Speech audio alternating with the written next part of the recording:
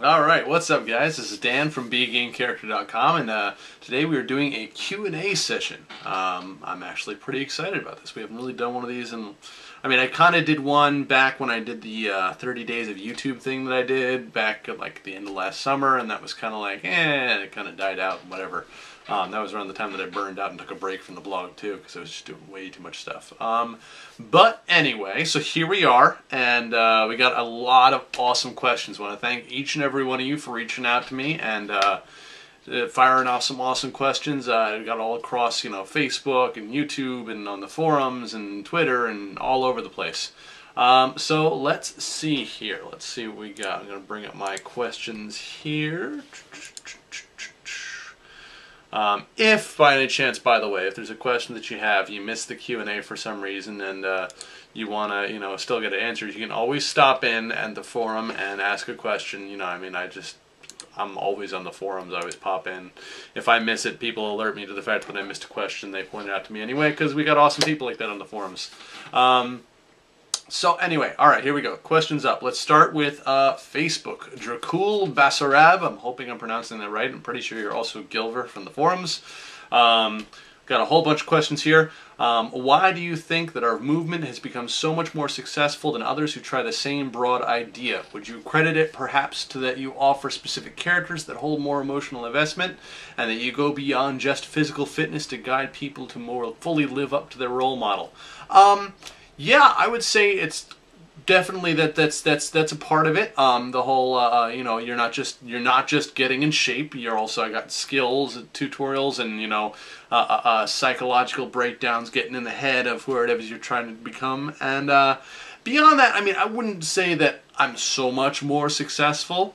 There are a couple others out there. There's the Neil Array website. Neil Array does all kinds of like infographics and stuff. Really, really basic workouts, and it's just workouts. And they go like that's not just video games. It's all across the board, nerd stuff. But generally speaking, it's just a very light beginner kind of workout situation. And then there's also Nerd Fitness, which is actually kind of an inspiration for Be a Game Character. Nerd Fitness again is more of a broad spectrum cross section of the nerdy lifestyle. You'll find all kinds of other stuff there, but again very focused on fitness and stuff, and also a little bit more on like doing cool stuff like life experiences and activities. Steve Cam does all kinds of cool stuff. I would say Be a Game Character is definitely the most successful gaming-focused personal improvement site, which is really cool to know that I'm like one of the only people out there doing that. It makes it kind of hard sometimes, because when you're working with an established concept, like you're like, I do workouts for guys that want to get big. I do workouts for people that don't have time to work out. I do workouts for nerdy people. Like that stuff is easy to categorize because you got workouts and then for this subset of people. But us, it's more of like a building a lifestyle thing, which is cool. It's really cool. It's going to have a really big effect on whoever joins the community, which is awesome. But at the same time, it's kind of a very growing movement. We're still pretty small. We're big-ish, but we're still pretty small. We've been growing much faster now that I quit my job and I'm working on this full-time. And so it's exciting. It's really exciting. It's pretty cool to be on the forefront of, kind of what I see as like a cultural movement, because there's tons and tons and tons of people out there who play video games, who grow up as gamers, who, look at gaming characters as role models, just like sports, athletes, or just like, real life heroes like presidents or famous figures or whatever. So it's cool that we have this kind of pre-established culture that we're a part of. Other questions from Dracul. Recommendations on where to get good replica outfits? I'm sorry. I wish I had recommendations. I honestly don't cosplay that much. I would like to, but I really don't. And so I wouldn't really be able to help you out much. I would recommend you go and find a cosplay website, and you can check out Etsy too. You find some stuff on Etsy, but I really don't know what to tell you. I'm sorry on that one. Let's see. Do you feel it's important to be a capable fighter with one's armaments of choice coupled with situational awareness and observation, or that one can compensate for that with confidence and competence in other ways? Mixture of both. Obviously, I'm a big martial arts guy. I'm very, I'm a big proponent of learning how to defend yourself. I'm also a big proponent of learning how to de-escalate situations, all right? You don't want to get in a fight if you can avoid it. So in that respect, confidence and competence in what you're doing can go a long way as well. Any kind of altercation you find yourself in, the more confident you are, the more assured you are in yourself, the easier time you have getting out of it and or making it go your way. So I would say a mixture of both. Obviously, situational awareness is important, as is observation. Best self-defense is to not be there, you know, I mean, avoid the bad situations. It's also important to be capable with one's armament of choice, as you phrased it. My personal armament of choice is my hands. I will always have my hands with me. My hands, my elbows, my knees, my feet, those are things I got with me all the time. I know some weapons, I know quite a few weapons actually, but you know, very rarely am I walking down the street carrying a sword or sai or, you know, a staff or something like that, but I've always got my hands with me. So as far as I'm concerned, most important to be really competent in controlling your body. So that's it for Dracul. Next up from Facebook, Andrea Bettinger, I'm sorry if I said that wrong. What do you do during a plateau of a weight loss routine? Fantastic question, because this is something that drives people nuts, okay? When you first start working out and following a good diet, all right, you always have that initial boom, all right? If you're losing weight, you always have that, as long as you're doing things correctly, you always have that initial, like, drop 10 pounds just right off the bat. The first 10 pounds just fly off. And then you slow down to usually, like, you know, 2 or 3. And it depends on how overweight you are when you start and how aggressive you are with your program. But usually it starts to slow down, and then you go down to, like, maybe a pound a week or 2 pounds a week or something like that if you're being really good. But then a lot of people hit a point where it just stops, you know?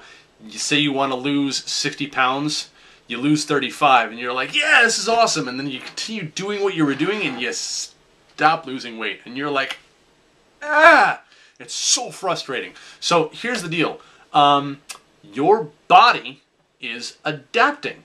And that's a good thing. When you first start out losing weight, first thing you do is you figure out how much food you need to survive. You know, your basic metabolic rate, your daily calorie requirements, all right? That's always what I recommend. Figure out how many calories your body takes to run, and then eat a little bit less than that, and work out, and try to eat healthy. And boom, you lose weight. I've said before, losing weight is simple, but not easy. So what do we do when it's not simple anymore? The issue is, the amount of calories it took your body to run when you weighed that 60 pounds heavier is not the same amount that you need after you lose those 35 pounds. First of all, your body gets used to the exercises you're doing, so they're not quite as strenuous. Your weight has gone down, so it takes less calories to keep your body moving around during the day. And on top of that, your body has adapted to a lower caloric intake. It's like, oh, okay, I can handle this now. It's fine. You know, I mean, previously I thought I needed, you know, 2,500 calories to get through the day, but now I'm feeling pretty okay on, you know, 2,100, 2,000 calories a day. That feels great. So that's the issue. So basically what it means, I would recommend 2 things. First of all, I would recommend you switch up your exercise routine a little bit. If you're following a character workout on the blog, maybe pick a different character that's similar to the one you're working on, just their workout. Like, just switch off to that workout for a little bit, because that'll switch your body up a little bit, and your body kind of go, whoa, new exercises, man. You can try and move up a level in exercise difficulties. I've got all my workouts at different difficulty levels, so you can try and move up. Or you can just throw in a little more exercise. You know, if your cardio is, you know, you run for 20 minutes or half an hour, maybe try running for 40 minutes. The other thing you need to do is cut back on your food a little bit more, all right? This is the part that sucks. You're already like, wait, I've already cut down on my food. I don't want to eat less. All right? It probably doesn't have to be that much. Like, maybe go down another 100 or 200 calories a day. But unfortunately, that's what's going to happen. And it's quite possible that your body will kind of kick back in again like that, all right? And you won't really notice it so much, and the weight will start coming off again. Or it might take a week or 2. I mean, I hate to say it. But the cool thing is, once you bottom out and you hit your goal weight, as long as you keep maintaining your lifestyle that you got, that you're going to hit that normalcy, and that's going to become your body's new normal. And you're eventually going to hit kind of like a stasis point there, where you don't have to be like, you know, super strict about, you know, like, oh my god, I have to eat 100, you know, less calories every day than I was eating. All right, you can kind of, your body, the good thing about this plateau that you've hit is once you hit your goal weight, you're going to eventually plateau again, but you'll be happy that you plateaued there, because it makes it a little more inelastic to disappear and go back up and down in weight. So that's it. When you plateau and weight loss, you got a couple options. Eat a little bit less and work out more and or harder. So it kind of sucks, but that's where it's at. And think about how much you lost, and think about how worth it is to push it just a little bit further. Okay, so that's it for the Facebook questions. Moving on to YouTube. Adventure Tone asked questions on YouTube, and then made a forum account and asked a question on the forum as well. Hi, Adventure Tone. Welcome to the forums. Glad to have you. I love it when people come and sign up on the forums, because more people we got talking there, the stronger the movement gets. Adventure Tone says, "Hey Dan, I was wondering if a collaboration with other YouTube channels or fitness blogs, such as Buff Dudes, is something that you might try in the future. I think it'd be good to bring good to both parties." That's the first question. We'll move on to the next in a second. Yes, I have thought of that. I love Buff Dudes. If you've never seen Buff Dudes, look up Buff Dudes on YouTube. They do awesome stuff. I love their, especially their Buff Dudes build-alongs when they build stuff. As somebody who likes to build workout equipment myself, I love seeing the stuff they come up with. I would love to. Part of the deal is that a lot of the people that you're really familiar with on YouTube probably are a lot bigger than Be a Game Character is right now. We've got 2,500 subscribers, which is not that big in YouTube terms. Way bigger than we ever were before, but it's not that huge. So what I would like to do is, yes, I would like to do that. I would love suggestions. If you guys know other like kind of smaller, medium-sized, up-and-coming YouTube channels that you're a fan of, somewhere around the same subscriber level, you know, 2,500, 3,000, 5,000, so nothing too crazy. Because here's the deal: I can definitely go and talk to Buff Dudes and say, hey, you guys want to do a collaboration? But I'm not really bringing anything to the table. Buff Dudes is bringing all the, you know, all the goods, because our audience is still very small. So it's not much of a mutual exchange. Whereas if you find somebody that's around the same viewership size as me, then it's a mutually beneficial relationship. Then, you know, we both help each other out, which is a lot more of an incentive for people. Also, the other option is, I mean, if you see somebody that you're like, hey, you should check this guy out, just let that YouTube person know, hey, you should check this guy out. Tell me too, obviously. I'd love to reach out to them. But, you know, if you have a particular... I got attacked.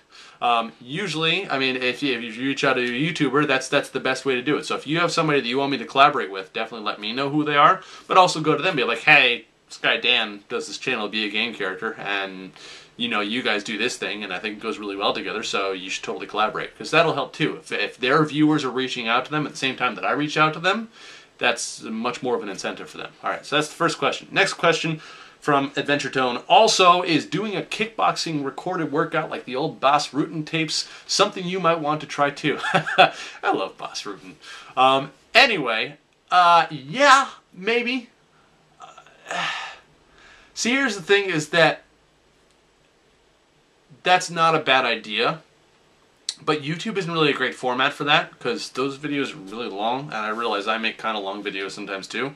But generally, if you're working out for like a half hour, that's usually more something that like gets sold. And I mean, I'm gonna be honest, I don't buy DVDs, I don't buy movies really. Like, do you guys buy movies? A lot of people don't really buy movies anymore. Like, that used to be the way you made it as a fitness person. Like when Bas Rutten was first starting out with his fitness stuff, and he was a fighter, and he was starting to do fitness tapes too. You would make money by selling tapes. All right. Nobody really buys tapes anymore. So maybe, if there's more of an interest for it, then I would say yeah. But we have to wait and see if that's the case. So if enough people say, hey, I want to do this, I want, you know, can you do like a full, you know, workout video like we work out with you, then yeah, I'll probably do a couple and throw them up on YouTube. But I got to see if there's demand for it first, because for that I'm going to have to get, you know, good lighting set up, good workout area. I'm going to need probably someone to film for me too. Most of these I just do with a tripod. So there's more setup for that. So I'm open to doing it. I just got to know there's enough people that really want to see it. Let's see, next up, are you planning on making more gym-oriented workouts?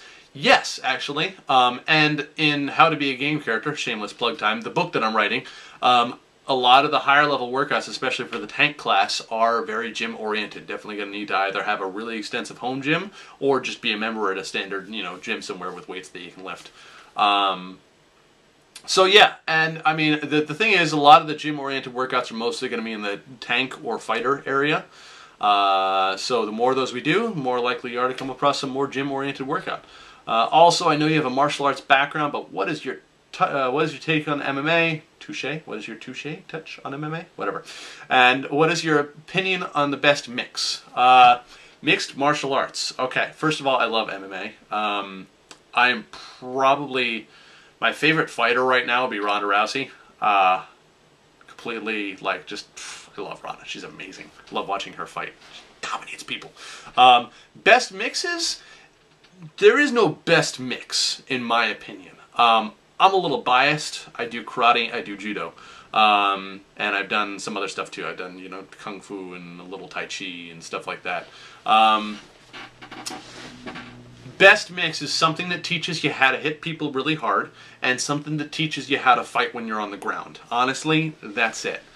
You can find really crappy jiu-jitsu schools. You can find really awesome judo schools. You can find, you know, you can find karate dojos. I mean, like George St. Pierre, 2 different black belts and 2 different styles of karate. So I would say there's not a best art. There are best schools and there are best fighters, okay? It's much better to have a school that, you know, trains well than to focus on, like, what art is best.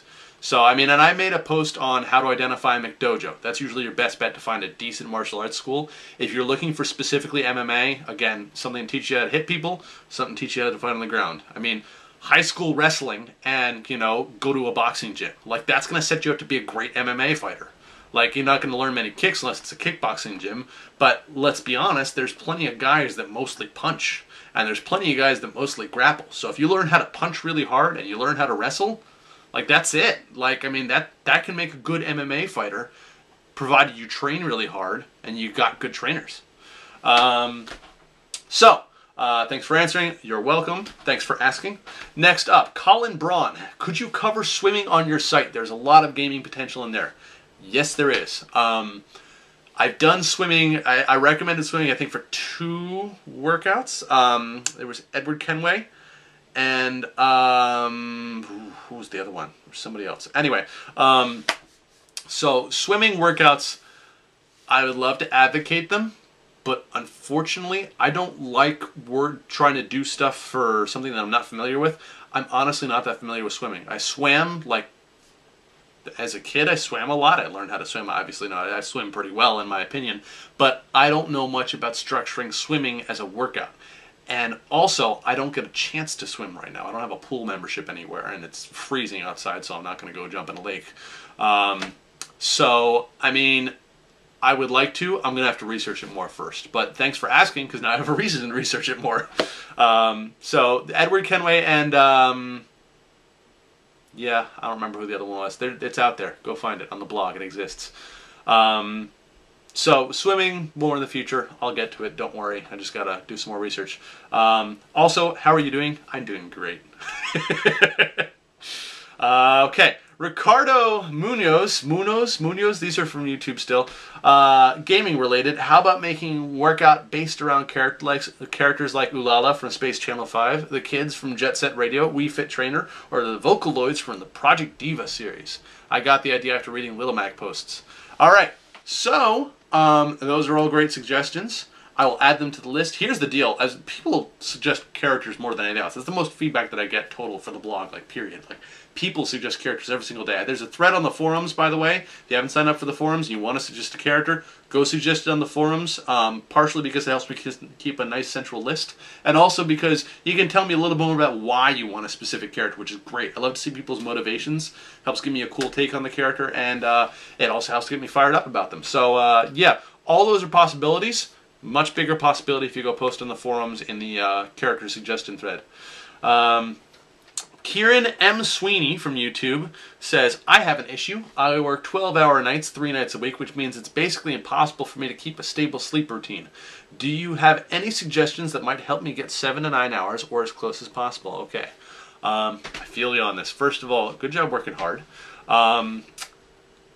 Basically, you want to do the best you can. Obviously, it doesn't sound like great advice. But beyond that, if you're working 12-hour nights, I don't know what your commute's like, but figure, you know, it's probably like half an hour to an hour maybe. So that's like 14 hours total given travel time.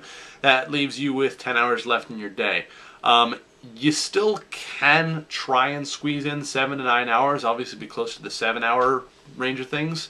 I don't know what your other days are like. Generally speaking, you know, what you should shoot for is at least 6 on your work days. If your other days you're off, you know, you can kind of get a little more sleep on those days. And if your 6-hour days, if your 6-hour nights are enough to get you through your work days, then you can do like, 8 or 9 on your off days. I would say it's more important to wake up at the same time than it is to go to bed at the same time. So if you have to pick a fixed point in time, pick the same wake up time every day. All right, and it's going to suck a little more on the days that you're behind on sleep, but that keeps your body's rhythm a little better than going to sleep every time. Because go to sleep every time, there's a tendency to kind of oversleep on your days off. Pick the same wake-up time, and to get more hours of sleep, go to bed earlier on the days that you can. But I would say definitely unify on that same wake-up time point if you can, assuming they're at swing shifts. So they are swing shifts. The other thing you can look into is the Uberman sleep cycle. Look it up, which is where you sleep in short naps throughout the day. I don't know about scientific queries on that. I haven't really looked into studies or anything, so I don't know how actually healthy it is, but I know some people swear by it. So look up the Uberman sleep cycle or segmented sleep cycles. I don't know what kind of breaks you get in your 12-hour days. If you could turn one of those into a nap, then that might help. So I hope that helps. If you got more questions, feel free to message me and I'll help you out if I can. Pat Austin, how frequently would you recommend cross-training, like swimming instead of running one day? And how would you recommend picking what workout to do on those days? Okay, so this is dependent upon whether you're working for overall fitness or a specific skill. Okay, if you really want to run faster and better, I would say probably at least 2/3 of your workouts should be running oriented, at least as far as your cardio goes. So I would say, maybe 1/3 if you're working out. If you're doing cardio 2 times a week, then, every 3 workouts, so you could switch it up. If you're going for more fitness, then I would say, feel free to switch up your cardio every workout. I wouldn't switch your strength workouts up that much. Cardio is a lot easier to swap out because the general rule of thumb for cardio is to keep your heart rate elevated for at least 20 minutes or keep it really elevated for short bursts of time if you're doing high intensity. Strength training, your muscles do a lot better if you go on like 4 or 8 week cycles rather than switching off. So for cardio, swap out anytime you want unless you're working for a specific skill. For strength training, I would say stay on the same cycle for at least 4 weeks, possibly 8 weeks before you switch up to something else. As far as recommending picking what workout to do on those days, whatever strikes your fancy. Again, as long as you're not working towards a specific skill. There's some days that I'm like, man, I really don't feel like going for a run. Hop on a bicycle, I'm not looking to be the world's best runner. I just want to, burn calories and build my cardiovascular system. That'll happen on my bike just as well as it'll happen when I'm running around. Let's see. Bobinator89 says, yo, bro. Yo. It's Bobinator89. How you going? Your workout schedules never cease to amaze me. Oh, you flatter me. And I'm currently doing the Hayabusa schedule. Brutal and insane as is, but really enjoying it. Be hitting up Ryu's training schedule soon. Yeah, so the Ryu workout is awesome. I love the Ryu workout. It's one of my more recent ones. Ryu Hayabusa is just like... Alright, out of all the workout schedules you've made so far, which are your favorites and which ones have you done? And can you give us a teaser of the next character you'll be making a workout for soon? Good luck. Okay, cool. So, of the workout schedules I made so far, okay, so all of the Assassin's Creed characters, I have done their workouts at some point. I think the one I've done the most is probably Connor Kenway, as far as the Assassins go. Right now, training for American Ninja Warrior, I'm actually doing kind of a variant of the Ryu Hayabusa workout, but I throw in some dumbbells as well, just because I like lifting weights. I would say, which ones are my favorites? That's tough. That's really tough. I think my favorite workouts, I'd have to divide them up by class. I think my favorite tank workout is probably the Master Chief workout, because it's just a really well-rounded weightlifting workout, and you can get real big if you eat right when you're on it. You can just get real strong. If you don't feel like getting real big, you just cut down your calories. It's a really good, well-rounded workout. The Master Chief workout is. I also love the Braum workout, because I love Braum, and training outside is awesome. In the fighters, I would say it's probably Connor Kenway, or either Connor, or it might be Kratos. Kratos is also awesome, just because I love sandbag workouts. Those are both kind of sandbag-oriented workouts, and workout with sandbags is great. It's tons of fun. And then my favorite Rogue workouts, I would say probably Ryu Hayabusa and probably one of the assassins. I would say Ryu Hayabusa and probably Ezio. I'm gonna have to go with the old standby Ezio, the first character ever covered on the blog. So Ezio and Ryu Hayabusa be my favorite rogues. Let's see. Oh, and teaser the next character. Okay, cool. I can give you a teaser. It will be a character from a franchise we haven't touched on yet. Sci-fi. Not a human. One of our only non-humans. The other one's Donkey Kong. Have I done any other? Okay, so one of the only non-humans, and from a real-time strategy game. Okay, that's as much as I'm saying. Okay. Let's see. Next up from the forums, getting down to the end here, Alexander4. Alex, hi. If you guys don't know who Alex is the guy who does most of the artwork and stuff for the blog now. And wait until you see the really awesome redesign that we're working on, because he's done some really cool stuff. He's also on the forums all the time, and he's just generally a swell guy, so you guys should get over there and say hi to him. Anyway, Alexander4's questions. Time permitting, are there any workouts you would redesign? See, this is dangerous, all right? Because there's always the pursuit of perfection. So, I mean, I could realistically fine-tune probably every single workout I've done on the blog, all the way up to and including the most recent ones. Not because there's anything wrong with them, but just because, you know, there's so many different takes on fitness. The only character I've ever actually retooled, gone back and redone, is Ezio. Because originally, when I first started the blog, first of all, I didn't think I would have a whole bunch of readers like I do now. And second of all, I was just like, what's the most ridiculous workout I can think of? And that was the original Ezio Auditore Assassin level workout and workout schedule. And I didn't really think about it until the blog got a bit bigger. And a friend of mine, who is in better shape than I am. Like, this dude's like Superman. I mean, I don't know if he is anymore, but he was at the time. Parkour guy, really good shape, just could run for days, lift tons of weights, really strong, really fast. He was like, all right, I'm going to try it. So he tried the Ezio Assassin level, and he's like, after 2 days, he's like, dude, I don't know how I'm going to live through the week. And I'm like, oh, come on, don't tell me that. He's like, no, I'm going to do it. So he pushed through, he did the whole week. He's like, yeah, I'm going to have to take like 4 days off after that. I'm like, all right. If you are having that hard a time with it, it's probably risking injury to just about anybody else. So I'm going to go tone it down. So I went and threw in an extra rest day and toned down the workout just a hair. Not a lot, but just a hair. So there you go. Would I redesign anything? Not from the ground up. Little tweaks to probably just about every single one of them if I gave myself the time for it. And the Ezio Auditore workout is the only one that I've actually done it on.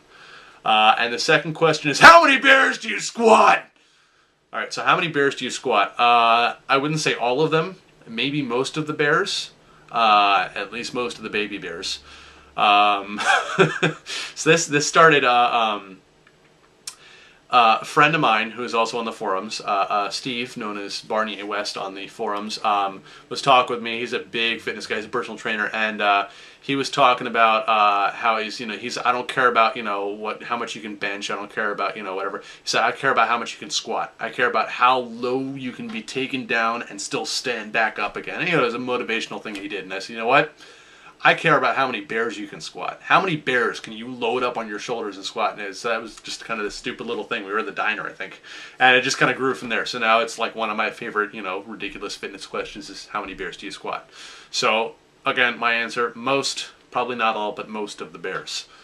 Let's see. And Ken022 also in the forums. Last question here.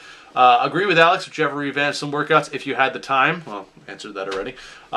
Also, do you think you will update some of the characters to conform more with your new style on the blog? A few of them feel a little unfinished to me. Yeah, some of the characters, during what I call the dark times, the times when I was not really able to devote as much time to the blog as I wanted to, I was just doing quick little 2-post shots. I would do a character spotlight with a brief little skill breakdown and martial arts recommendations, and then I would do a workout post and just do the workout posts. I might go back and add more to those. It's not first priority. I would say first priority is finishing the book, which is very close to being done. Next priority is redesigning the site, because it's just like half a step above a GeoCities site. Remember those? GeoCities, Tripod, those old sites. Anyway, half a step above that. So redesigning the site, finishing the book, first priority, numero uno. And then after that is probably building up a buffer on the update schedule. Right now, I'm not really very far ahead of my posts, so I want to get ahead. Then if I had the time at that point, I might go back and add some more onto those. So we'll see. So that's it. It's kind of a long video. I hope you guys don't mind. I hope you all enjoyed it. I know I definitely did. I love doing these. I would really like to do, I would love to do like a Twitch like live stream, like play some games with readers and like do questions while I'm on the air and stuff. The only problem is my internet upload speed here just totally sucks. I'm kind of out in the boonies, and my down speed I got like 10 megabits. My up speed I get like half a megabit per second, which is really awful. Alright, and it's why sometimes my YouTube videos are really late, because that's like my top speed. It takes forever to upload stuff, and in order to stream, you also have a decent upload rate. So if I switch internet service providers, or get a bigger bandwidth, although I don't think I can get a bigger bandwidth program with what I have right now, then I would definitely be interested in doing one of these live, or a whole bunch of these live. But until then, we'll just stick with these. I'll do these once in a while, because I had fun with it, and you guys asked some great questions. So I'm sure you guys enjoyed it too. So that's it. I'll see you again in 2 weeks on the YouTube channel, or on Monday on the blog. So as always, live boldly, change the world, and continue to be awesome.